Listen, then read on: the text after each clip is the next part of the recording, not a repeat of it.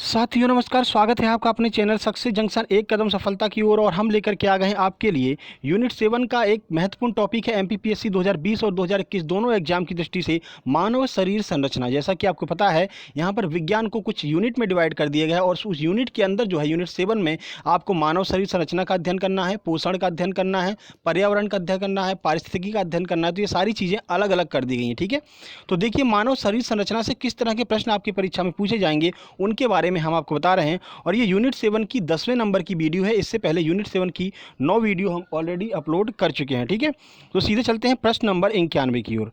तो प्रश्न नंबर 91 क्या है? प्रश्न नंबर 91 है एडम्स एप्पल किस में पाया जाता है, यह आपसे पूछा जा रहा है।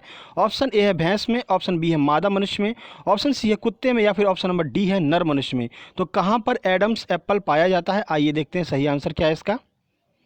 तो सही आंसर है बी, यानी कि मादा मनुष्य में एडम एप्पल पाया जाता है। तो देखिए किस तरह की संरचना होती है एडम एप्पल की, आइए आपको बताते हैं। देखिए श्वास नली का अगला सिरा एक बक्से के समान संरचना बनाता है जिसे एडम एप्पल या फिर स्वर कोश कहते हैं।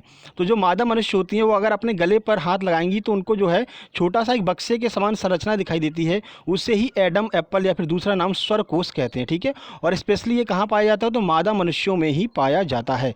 चलिए प्रश्न नंबर 92 की तरफ चलते हैं। तो प्रश्न नंबर 92 है वायु कोश फेफड़ों के भीतर सूक्ष्मतम नलिकाओं के रूप में संपन्न होती है, उसे क्या कहते हैं? यानी जो अपन जब सांस लेते हैं तो सांस लेने के बाद में वायु सबसे पहले कहाँ पर जाती है फेफड़ों में, यह आपसे पूछा जा रहा है। ऑप्शन ए है कंठ, ऑप्शन बी है वायु कूपिकाएं, ऑप्शन सी है ब्रोंकाई, या फिर ऑप्शन नंबर डी है ब्रोंकियोल। आइए देखते हैं इसका आंसर क्या है। सही आंसर है बी, यानी कि वायु कूपिकाएं कहते हैं जहाँ पर सबसे पहले जो वायु है फेफड़ों में प्रवेश करती है। देखिए जब वायु फेफड़ों के अंदर जाती है तो वह फेफड़ों की सबसे छोटी वायु कूपिकाओं में जाती है, जिससे वहां रक्त में उपस्थित कार्बन डाइऑक्साइड तथा वायु में उपस्थित ऑक्सीजन का आदान प्रदान होता है। जैसा कि हम जानते हैं हमारे रक्त में क्या होता है, शुरुआत में हमारे रक्त में कार्बन डाइऑक्साइड होता है और हम बाहर से वायु की मदद से ऑक्सीजन को ग्रहण करते हैं। तो वायु कूपिकाओं में यह क्रिया संपन्न होती है जब ऑक्सीजन जो है वो हमारे रक्त में मिल जाती है और पूरे शरीर में पहुँच जाती है। हमने आपको बताया भी है कि ऑक्सीजन को शरीर में पहुँचाने का कार्य कौन करता है? आरबीसी यह कार्य करता है, रेड ब्लड कार्पल्स यह कार्य करता है। चलिए आगे बढ़ते हैं। वायु कूपिकाएं फेफड़ों की संरचनात्मक एवं कार्यात्मक इकाई हैं, कई बार हमने आपको बताया है। प्रश्न नंबर 93 की बात करते हैं। विश्राम अवस्था में एक औसत वयस्क व्यक्ति में प्रति मिनट सांस लेने का सामान्य परिसर क्या होता है? अगर कोई व्यक्ति विश्राम अवस्था में बैठा हुआ है तो 1 मिनट में कितनी बार सांस लेगा, यह सीधे सीधे आपसे पूछा जा रहा है। ऑप्शन ए है 9 से 12 बार, ऑप्शन बी है 15 से 18 बार, ऑप्शन सी है 21 से 24 बार, या फिर ऑप्शन नंबर डी है 30 से 33 बार। आइए इसका आंसर देखते हैं। सही आंसर है बी, यानी कि 15 से 18 बार वो सांस लेगा अगर विश्राम अवस्था में एक वयस्क व्यक्ति अगर बैठा हुआ है। देखिए विश्राम के दौरान एक औसत व्यक्ति में प्रति मिनट 15 से 18 बार सांस लेने का सामान्य परिसर है। व्यायाम या फिर दौड़ लगाने के बाद में यह परिसर बढ़ जाता है, यानी व्यायाम और अगर दौड़ लगा लेंगे आप तो फिर क्या होगा, ये चीज़ें बढ़ जाएंगी। 15 से 18 से बढ़ करके आपकी 20 से 25 या फिर 30 से 33 भी हो सकती हैं। चलिए आगे बढ़ते हैं। प्रश्न नंबर 94, श्वास नली द्वारा श्वसन देखा जाता है, यानी इनमें से जो 4 ये दिए हुए हैं कीट, इनमें सब श्वास नली के द्वारा कौन श्वसन ग्रहण करता है, यह आपसे पूछा जा रहा है। ऑप्शन ए है मेढक, ऑप्शन बी है कीटों में, ऑप्शन सी है केचुए में, या फिर ऑप्शन नंबर डी है मछली में। तो किस में श्वास नली के द्वारा श्वसन देखा जाता है? आंसर की बात करते हैं, सही आंसर है बी, यानी कि कीटों में श्वास नली के द्वारा श्वसन देखा जाता है। तो बाकी के जो ऑप्शन है वो उनमें किसके द्वारा श्वास क्रिया होती है, श्वसन क्रिया होती है, वो आपको बताते हैं। देखिए तो कीटों में श्वसन के लिए श्वास नली पाई जाती है क्योंकि इनमें फेफड़े अनुपस्थित होते हैं। कीटों में क्या है, फेफड़े नहीं होते हैं। जबकि केचुए में शरीर की सामान्य त्वचा के द्वारा श्वसन क्रिया होती है। मेढक में त्वचा एवं फेफड़ों दोनों के द्वारा श्वसन क्रिया होती है, क्योंकि आपको पता है मेढक एक उभयचर प्राणी है जो कि जल में भी रह सकता है और पृथ्वी पर भी रह सकता है। मछली में गिल्स द्वारा श्वसन होता है, ये भी आपको पता होगा। ठीक है, देखिए सारी चीज़ें आपको रिटर्न फॉर्म में इसीलिए हम दे रहे हैं। अगर हम चाहते तो टिक मार के और आगे निकल जाते, लेकिन रिटर्न फॉर्म में इसलिए दे रहे हैं कि जब आप इसको रिवीजन करें, जब आप इसका रिवीजन करें, टेलीग्राम चैनल पर आप जाएंगे तो हमारा टेलीग्राम चैनल है सक्सेस जंक्शन के नाम पर, उस पर आप सर्च कीजिए, वहाँ से वो मतलब चैनल को ज्वाइन कर लीजिए, वहाँ पर आपको ये PDF भी अवेलेबल हो जाएगी। तो पहले वीडियो देखिए, फिर PDF देख करके चीज़ों को रिवाइज कर लीजिए तो अच्छे से याद हो जाएगा। ठीक है, इसलिए हम आपको रिटर्न फॉर्म में सारी चीज़ें उपलब्ध कराते हैं। चलिए 95 पर चलते हैं। प्रश्न नंबर 95 है श्वसन पथ में आने वाला विकार इनमें से कौन सा है, यानी कि सांस लेने में जो दिक्कत आती है वो कौन सा रोग होता है, यह आपसे पूछा जा रहा है। ऑप्शन ए है धनुस्तंभ, ऑप्शन बी है दमा, ऑप्शन सी है पीलिया, या फिर ऑप्शन नंबर डी है पेचिस। आइए इसका आंसर देखते हैं। सही आंसर है बी, यानी कि सांस लेने में जो दिक्कत होती है ऐसे रोग को दमा कहा जाता है। देखिए, तो श्वसन जीवित कोशिकाओं में होने वाली एक प्रक्रिया है। आपको पता है अगर श्वसन होगी तो सिर्फ जीवित कोशिकाओं में होगी जिनमें जीवन है। यह प्रक्रिया सामान्य वातावरण के तापमान पर धीरे धीरे होती है। ये दो प्रकार की होती है। श्वसन दो प्रकार की प्रक्रिया होती है, एक तो होती है ऑक्सी श्वसन और एक होती है अनऑक्सी श्वसन। और इस प्रक्रिया में आने वाले विकार को क्या कहते हैं, दमा कहते हैं। जब आपको सांस लेने में दिक्कत होने लगती है तो उस रोग को दमा रोग कहते हैं। चलिए प्रश्न नंबर 96 की ओर चलते हैं। 96, जीन शब्द का निर्माण किसके द्वारा किया गया था। ऑप्शन ए है मेंडल, ऑप्शन बी है वॉटसन, ऑप्शन सी है जॉनसन, या फिर ऑप्शन नंबर डी है डार्विन।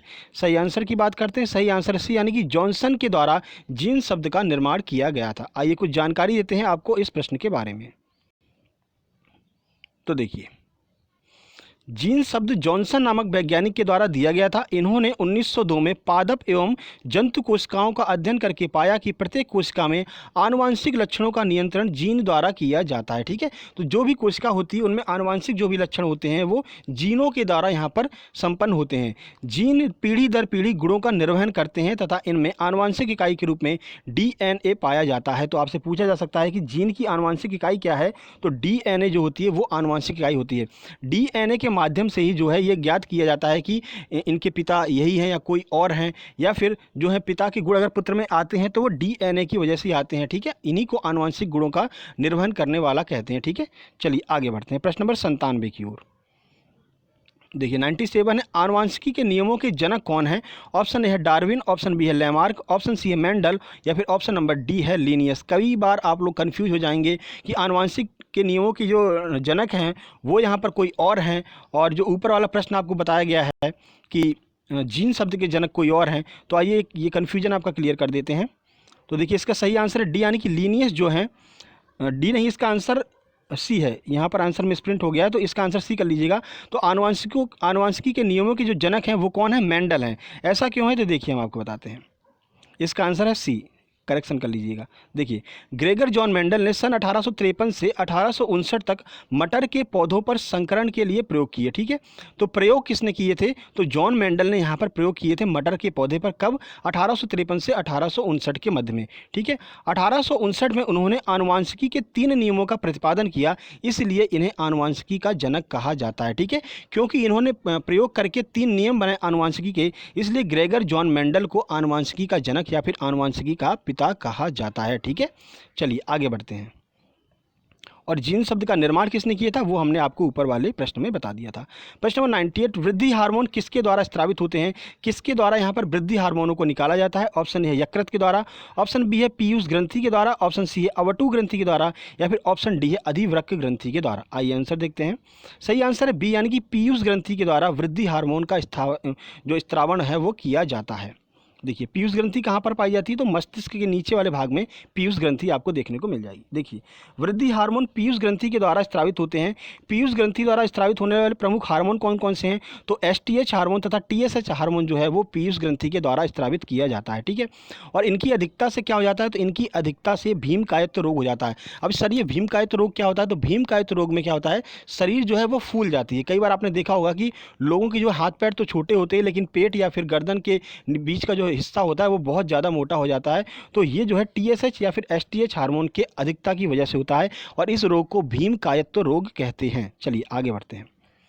प्रश्न नंबर 99 निम्नलिखित में से कौन सी ग्रंथि ताप को नियंत्रित करने का कार्य करती है, यानी कि टेम्परेचर को नियंत्रित करने का कार्य कौन सी ग्रंथि करती है, यह आपसे पूछा जा रहा है। तो टेम्परेचर की यहाँ पर बात की जा रही है, ध्यान दीजिएगा। ताप यहाँ पर बात की जा रही है, ताप के बारे में। ऑप्शन है पीनियल ग्रंथि, ऑप्शन बी है थायराइड ग्रंथि, ऑप्शन सी है हाइपोथैलेमस, या फिर ऑप्शन नंबर डी है पीयूष ग्रंथि।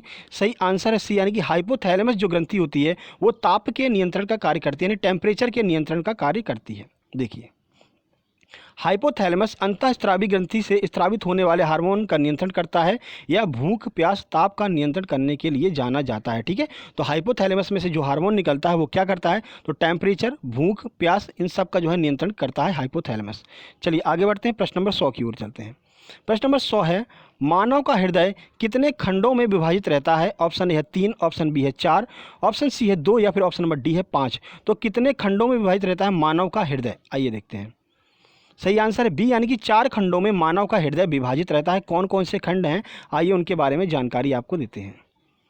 तो देखिए, मानव का हृदय 4 कोष्ठों में बटा होता है। दायां आलिंद, बायां आलिंद, दायां निलय एवं बायां निलय, ये 4 प्रकार के कोष्ठ जो है मानव हृदय में पाए जाते हैं। अब देखिए, आलिंद जो होते हैं वो ऊपर होते हैं और निलय जो होते हैं वो नीचे होते हैं। तो आलिंद में से ही जो रक्त होता है वो निलय में प्रवेश करता है। तो हृदय के द्वारा दोनों आलिंद, दोनों निलय में एक एक छिद्र की मदद से जुड़े होते हैं। ठीक है, एक एक छिद्र होता है निलय को आलिंद से जोड़ने के लिए। अब क्या होता है, इन छिद्रों को क्रमशः बायां आलिंद एवं दायां आलिंद छिद्र कहते हैं। ठीक है, तो बाईं तरफ जो छिद्र होगा उसे कहेंगे बायां आलिंद छिद्र एवं दाईं तरफ जो छिद्र होगा उसे कहेंगे दायां आलिंद छिद्र। और इनकी मदद से क्या होता है, तो आलिंद जो है ऊपर स्थित होते हैं, उनमें जो ब्लड होता है वो इन छिद्रों की मदद से निलय में प्रवेश करता है। ठीक है, तो यहाँ पर प्यूरिफिकेशन होता है ब्लड का। तो ये वीडियो अगर आपको पसंद आई हो, वीडियो को लाइक कर दीजिए, दोस्तों के पास शेयर कर दीजिए और चैनल को सब्सक्राइब करके नोटिफिकेशन बेल जरूर दबा लीजिएगा, क्योंकि सारी की सारी वीडियो जो करंट अफेयर होती है सुबह 9 बजे आपको देखने को मिल जाती है।